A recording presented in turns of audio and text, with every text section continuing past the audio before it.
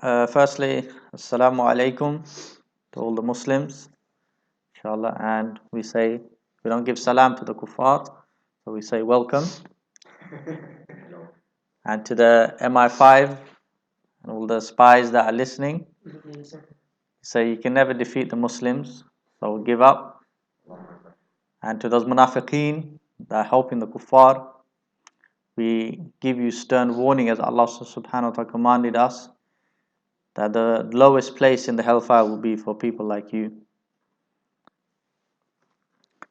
إن الحمد لله نحمده ونستعينه ونستغفره ونعوذ بالله من شرور أنفسنا ومن سيئات أعمالنا من يهده الله فلا مضل له ومن يضلل فلا هادي له أشهد أن لا إله إلا الله وأشهد أن محمدا عبده ورسوله صلى الله عليه وسلم. Jazakallah khair, my dear Muslims, for tuning in. I hope you are benefiting from what you have heard here so far. And inshallah, I would just like to hopefully convey some beneficial knowledge to you as well.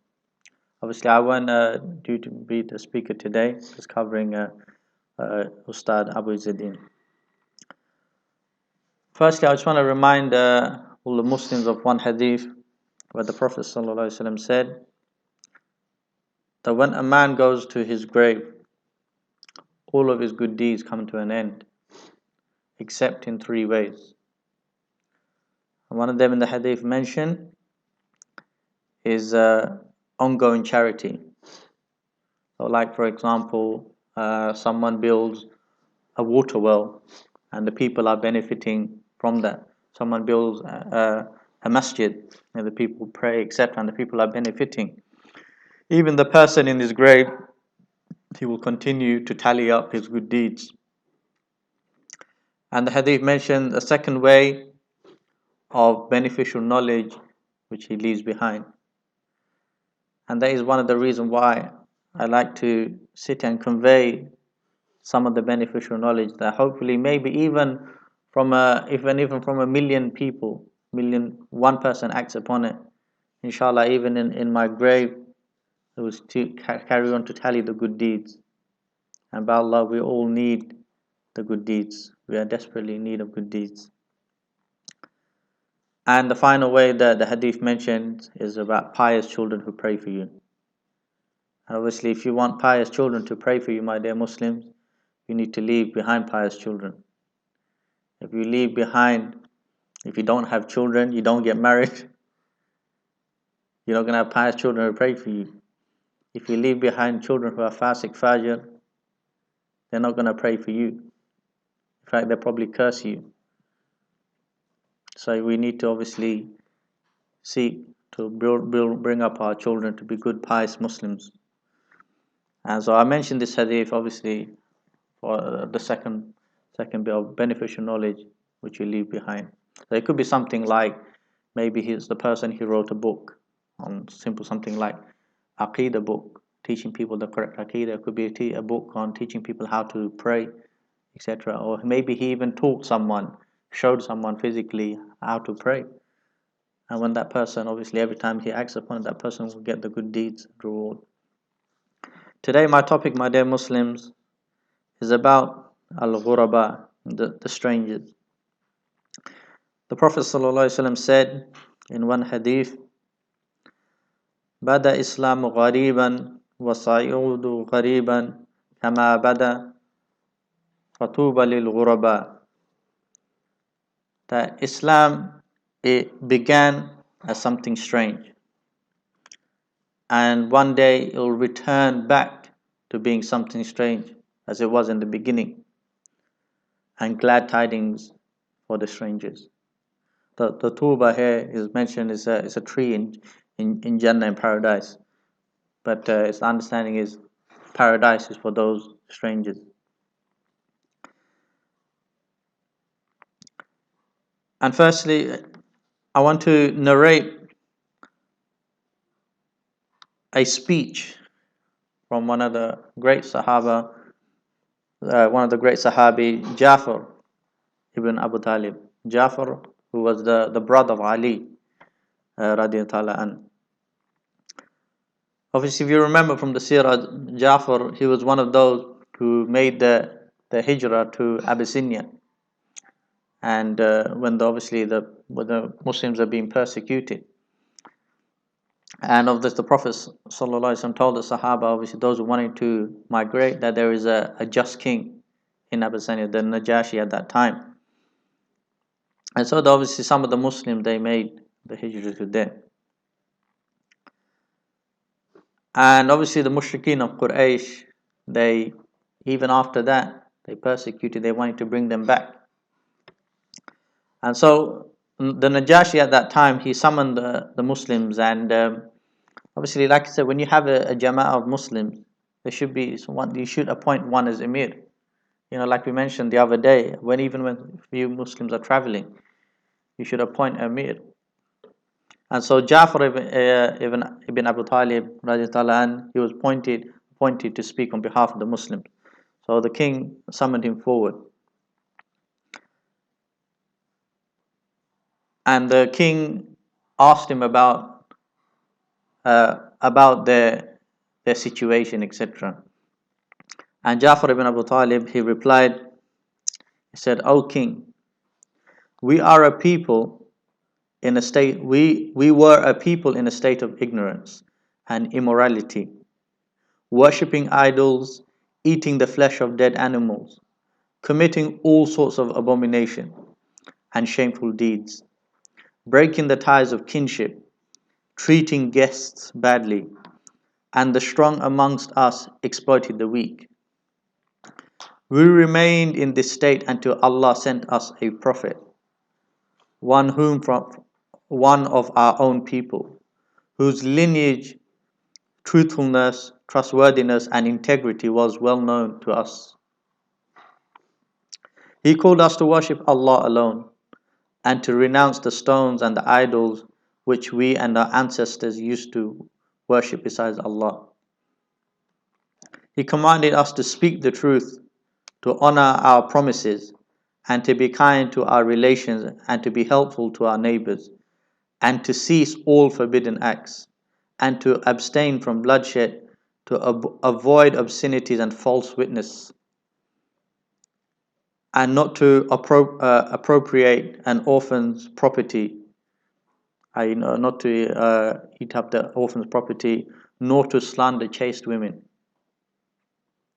He ordered us to worship Allah alone and not to associate anything with Him, to uphold prayer and to give zakah, and to fast in the month of Ramadan. We believed in Him and what He brought. We believed in Him and what He brought to us from Allah, and we follow Him in what He has asked us to do, and we keep away from what He forbade us from. Thereupon, O King, our people attacked us, visited the severest punishment on us, and make us renounce our religion and take us back to the old immorality and the worship of idols. They oppressed us, made life intolerable for us, and obstructed us from preserving our religion. So we left for your country, choosing you before anyone else, desiring your protection, and hoping to live in justice and peace in your midst." Subhanallah. Such a beautiful response by Ja'far ibn Abu Talib. And when the Najashi, he heard this, he was so impressed and he wanted to know more. And so then he asked Ja'far that, "Do you have something of what the Prophet brought to you concerning Allah?" And Ja'far, he replied, "Yes." And the Najashi went on and he asked Ja'far to read it to him. And obviously Ja'far, if you remember, he recited verses from Surah Al-Maryam. And obviously when the Najashi, he heard these verses of the Quran, and Ja'far obviously reciting it to him in his beautiful voice, Najashi, tears were flowing.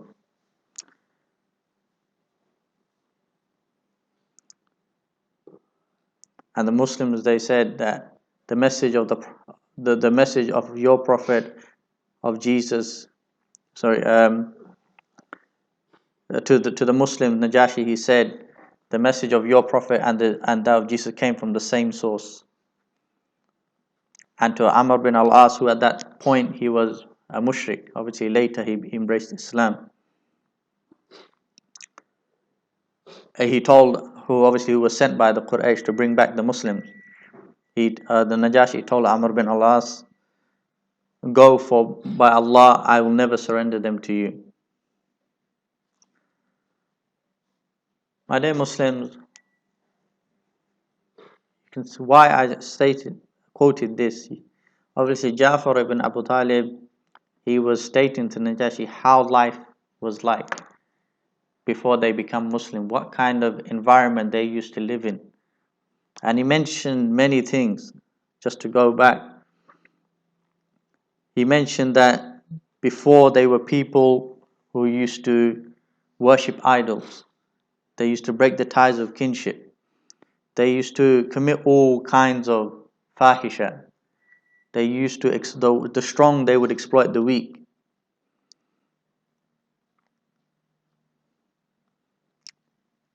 And they would do many forbidden acts. They would give false testimony. Many of these things, they would eat up the wealth of the orphans unjustly. They would slander and chaste women, accuse them of zina.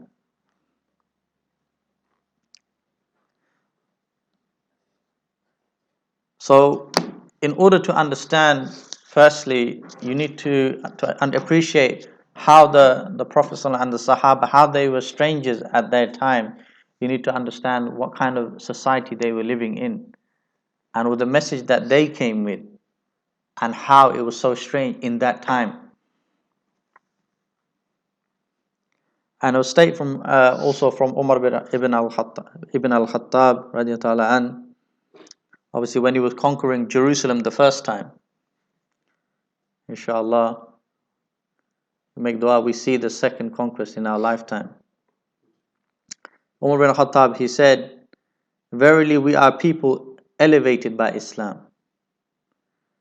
And if we seek honor in anything else, Allah will humiliate us. Subhanallah. He realized the jahiliyyah that they used to be in, the deep ignorance, and what Islam brought. Islam obviously took them out of that darkness, that jahiliyyah they were in at that time when Allah SWT sent His Nabi with the message. And He said, Islam elevated us. And subhanallah, and He mentions here, and if we seek honor in anything else, Allah will humiliate us. And we used to quote this over the years. There's a problem today, people seeking honor and dignity through other than the Quran and Sunnah, to other than Islam, and we see them getting humiliated. People seeking the solution for Palestine in other than Islam. They're seeking it through the United Nations. Hamas seeking it through, democracy.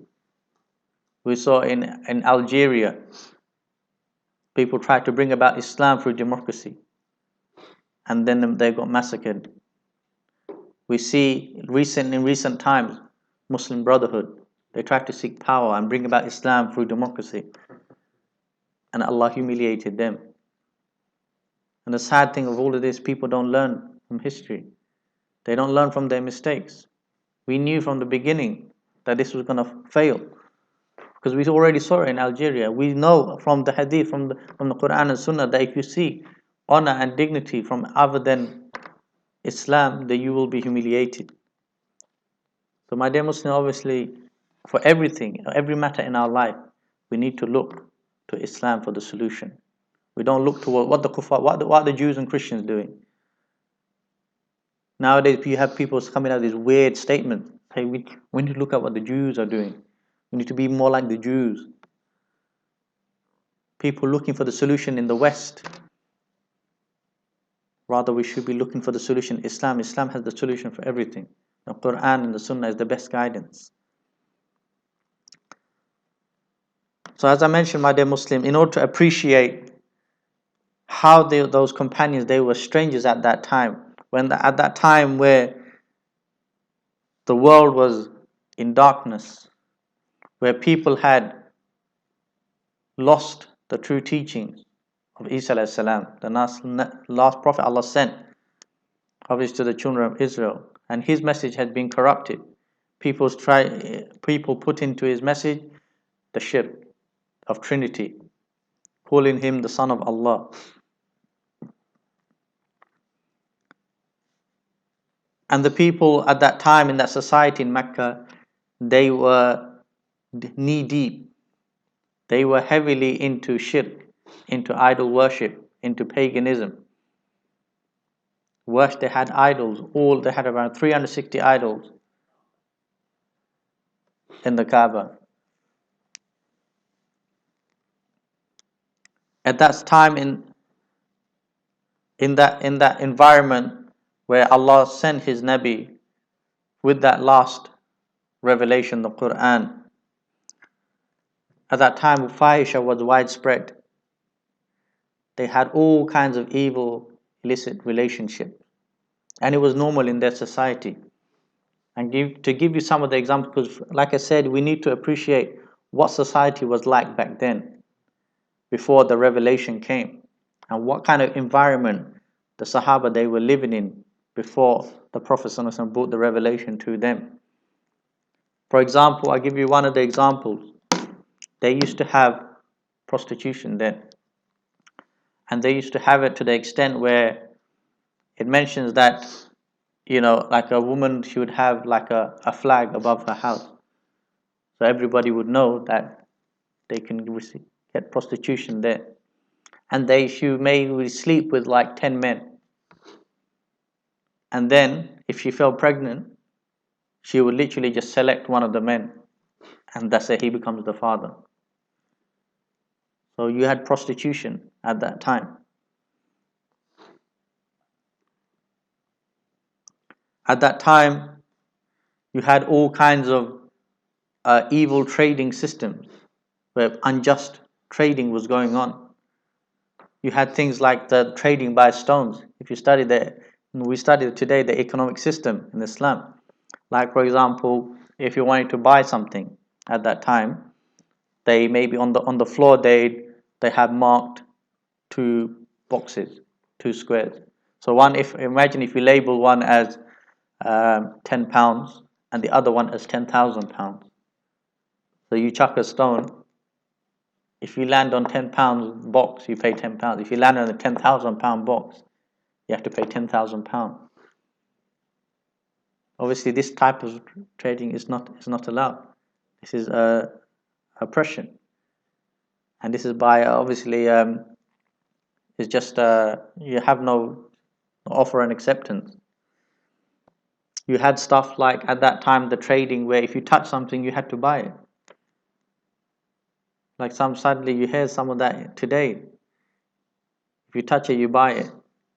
To the extent that people would even throw garments at you. And then if you touch it, you had to buy it. So if the person is just innocently walking through the market, the poor guy, someone just throws something at him, and then says, "Oh, you touched it, you have to buy it." Obviously, this is oppression. At that time, they used to have this evil of burying their daughters alive. Burying their daughters alive. This is one of their customs, and it was acceptable in that society. At that time, you have the strong oppressing the weak. People charging people interest. People who are needy, charging them interest at that time.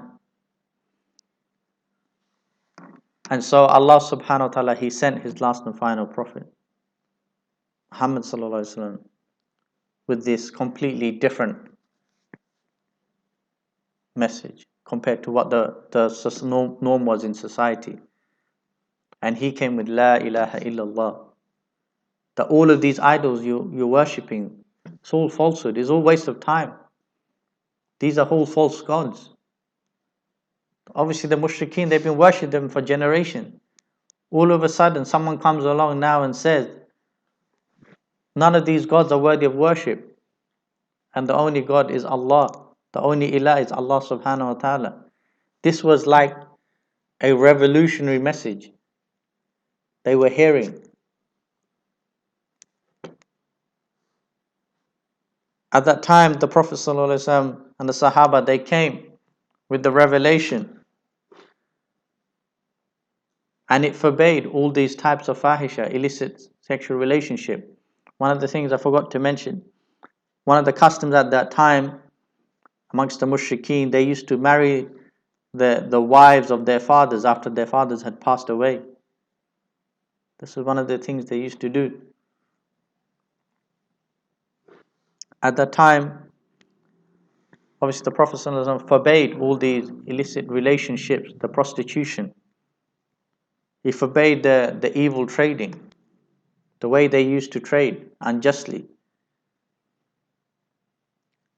He forbade the people about this thing that they used to have of burying their daughters alive.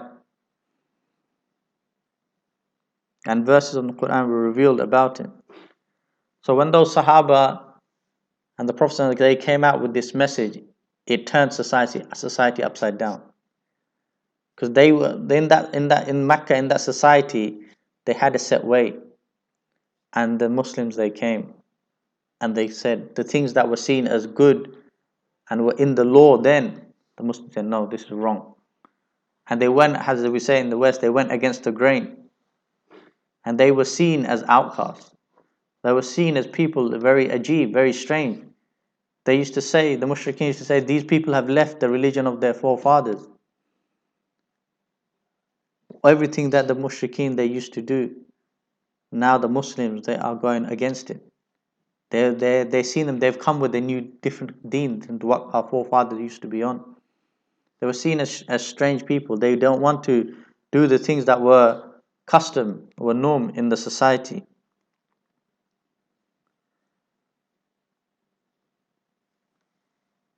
From what the masses were doing. And my dear Muslims, if you just imagine this for a moment, and imagine the society that you live in today as a Muslim, in whatever part of the world you're in, other than the Khilafah, in Dar al-Kufr, look at the society around you and you look at the Muslims. They are completely unique to everyone else around them and their belief. And you know that the kuffar look upon you as someone strange, someone ajib. And if you draw a comparison to today's society, the shirk is widespread, the democracy, the man-made laws. And you then have some people, some Muslims, they come out and they say, no, democracy is falsehood. Sovereignty does not belong to the people. Sovereignty only belongs to Allah. All of a sudden the people are woken up. So what's this new thing? What do you mean democracy is falsehood? And Allah is the only legislator? Who are these handful of people here saying this new thing, this new deen they're calling for? They don't believe in our democracy. They don't believe in our ways, our British values. They're saying they want Islamic values. These people, they don't believe in parliament system and man-made laws. And they believe that only obeying only the law of Allah. And they say, see, the Muslims, this is something ajib. These people are strange. They don't want to accept democracy. Because in the minds of the kuffar, democracy, as the brother mentioned, it's like the best thing since sliced bread. Democracy is so fantastic. Our forefathers died for democracy. Yeah, and your forefathers, they wasted their life. So honestly, when you say democracy is falsehood, don't vote, you see kuffar so upset. Because they gave, like, for the right of women to vote, etc. and stuff, they struggled so much for it. Many people, they fought for this right of democracy. Whereas before, like for example in the UK, the church would dictate over the people. So then they moved away from that dictatorship of the church to this democracy system. So that's all these people, they fought for democracy. And now these Muslims in Stratford, they come out and they say no to democracy, yes to Islam. It's very ajib. We've never heard this before. In the same way in Mecca, so when the Muslims, they came out, and they said, La ilaha illallah. It was like, what's this? We never heard this before. What do you mean all of these gods, they're not gods that we've been worshipping and our forefathers been worshipping? So you see, those Muslims today, when they forbid the shirk, and they say, look, Jesus is not the Son of God. Jesus is a Muslim. He used to worship God. They say, what? Jesus, those who have seen the poster, Jesus, the Prophet of Allah. It's like people eyes are going to fall out their head. So what's this? Jesus, the Prophet of Allah? Yes, that's right. Jesus is the Prophet of Allah. Isa alayhi salam was a Prophet of Allah subhanahu wa ta'ala. But they never heard this in their life. They never contemplated that Jesus can be a prophet of God. All their life they've been told he is the Son of God, or he is God in the form of man. And the Muslims, they come out and they say, no, he's a messenger of God. He was a Muslim. And they're seen as these people are they've come with something completely different.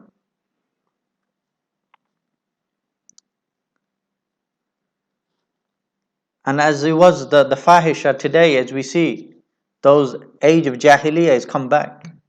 The Jahiliyyah that was at the time of the Prophet ﷺ and the Sahaba, when they were living amongst the mushrikeen, we see it here today, here in Darul Kufr, here in the UK. We see the fahisha. You go outside on a Friday night, Saturday night, you see all the nakedness. You see all the billboards, the fahisha is promoted. The homosexuality has become legal. The adultery has become legal. And fornication is promoted. And this concept, boyfriend, girlfriend, have some zina before you get married.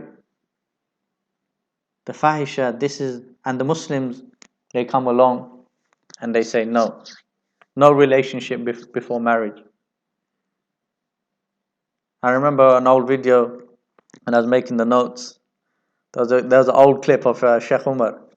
This was probably back in the 80s or 90s. He was by himself in the public street and was giving out leaflets saying, beware, beware, homosexuals everywhere. This was Sheikh Umar back in the day, amongst these mushrikeen, forbidding the homosexuality. But you see, in their society, like it was back in the time of Quraysh, the prostitution, the fornication, it was norm. But the Muslim, they come out today and say, no, homosexuality is not allowed. It is a sin, it is a crime. The people, they look at the Muslim and think, what? What do you mean? Everybody accepts it. Or this has become the norm.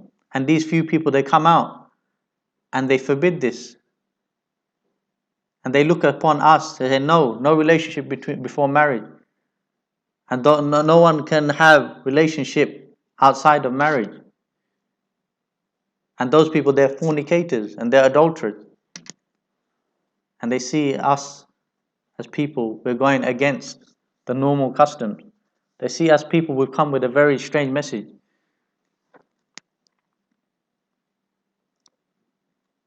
And we forbid all kinds of evil from the prostitution. If you remember a few years back, the no to prostitution campaign that the Muslims did. The prostitution that is rife here in Darul Kufr. Many people, they're just part of society for them. But the Muslims, they come out, and they come out in numbers in the evening telling the people, don't tolerate this, no to prostitution. And the people, they look at you. The people look at the Muslim thinking, who are these people? They're against the prostitution. They're against the alcohol. They're against the gambling. They're against the free mixing. They're against the zina before marriage. These people are very, very ajib. They're very strange.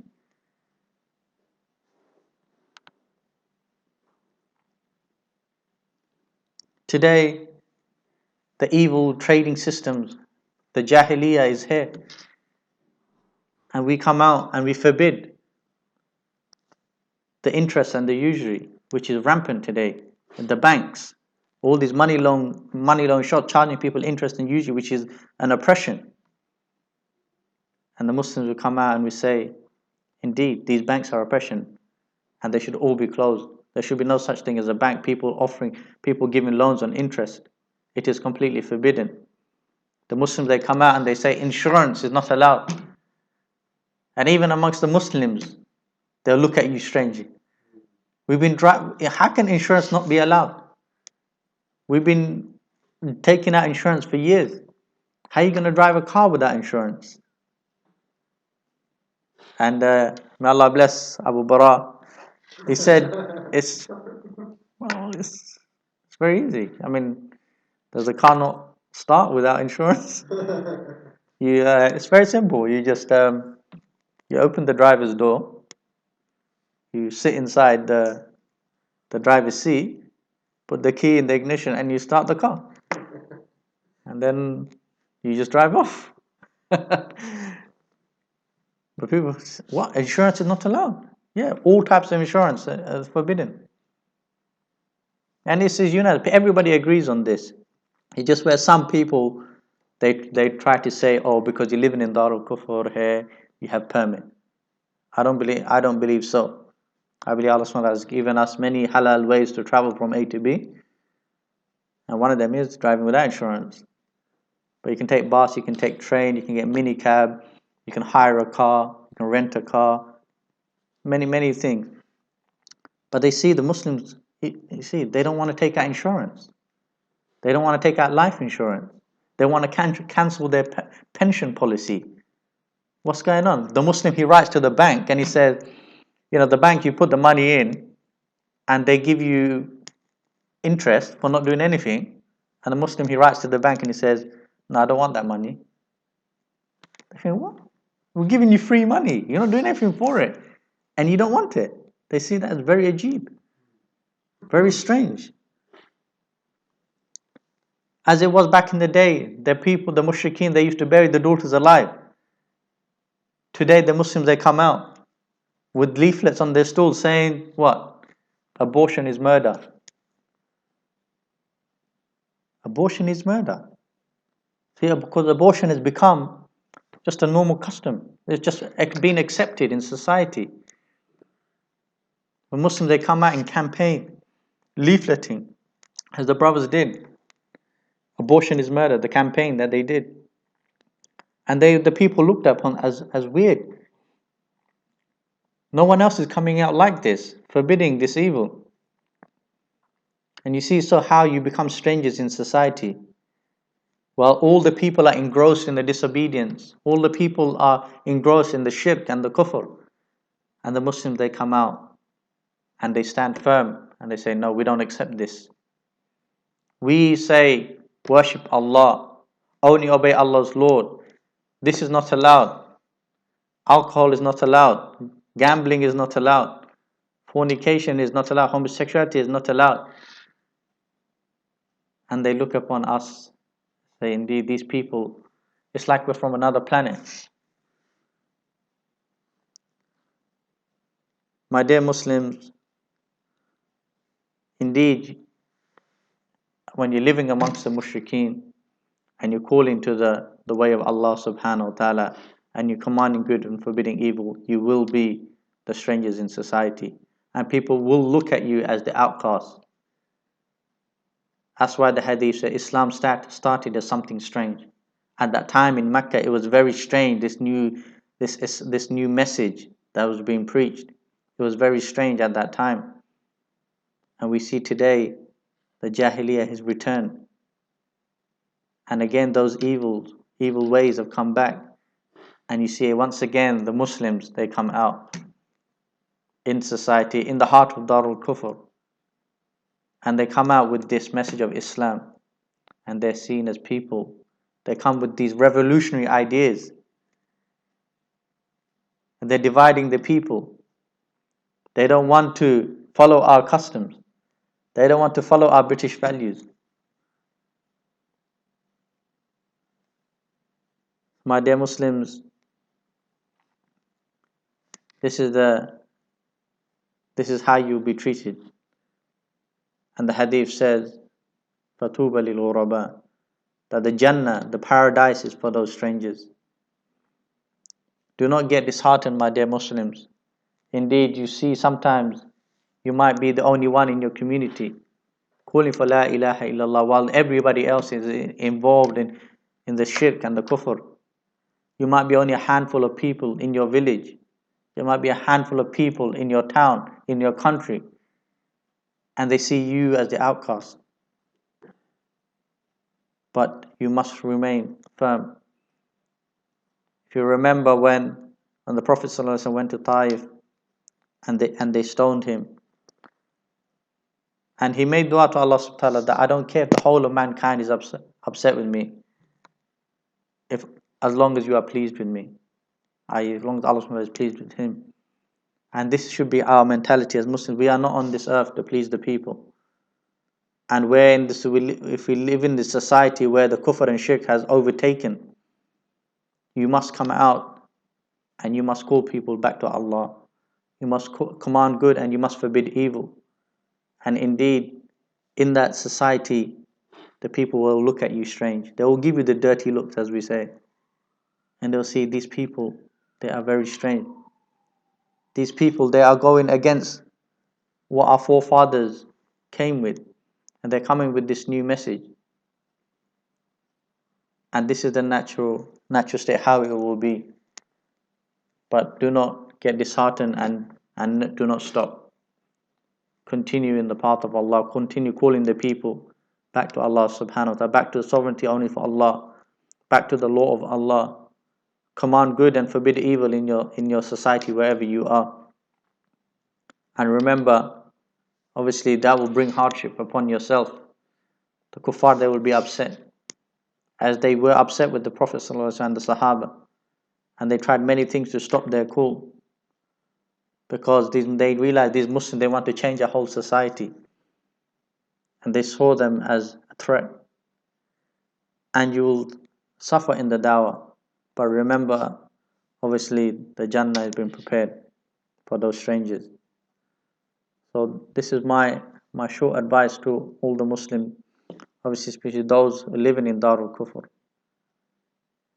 that you must invite people to Islam, and you must command good, forbid evil, until Allah makes a way out for you from their oppression. And do not be saddened and do not be disheartened at how the people, the mushrikeen, they treat you. That remember, obviously, you're only on this ard to please Allah subhanahu wa ta'ala. And you might be a stranger at this time, but inshallah in the Jannah, you'll be amongst, inshallah, in the highest places. You'll be those whom Allah subhanahu wa ta'ala was pleased with. So you see, the strange time, my dear Muslims, has come back again. We're living in these strange times. We're living amongst the mushrikeen. We must declare our Islam openly. We must declare our bara from the kufr and the shirk and its people. And we must call them to Allah subhanahu wa ta'ala, call them to believe in His book, believe in His messengers, believe in His law and to implement it and follow it. We must forbid all the evils all around us, inshallah. So be amongst the strangers, inshallah, because there's very few people that will enter the paradise. A majority of people, they will be in the hellfire. So do not be disheartened at the fact that you are in the minority. The people, they look at you as a stranger. Jannah is prepared for those strangers, inshallah, and may Allah subhanahu wa ta'ala make us of those ghuraba, inshallah. Jazakallah khair for listening.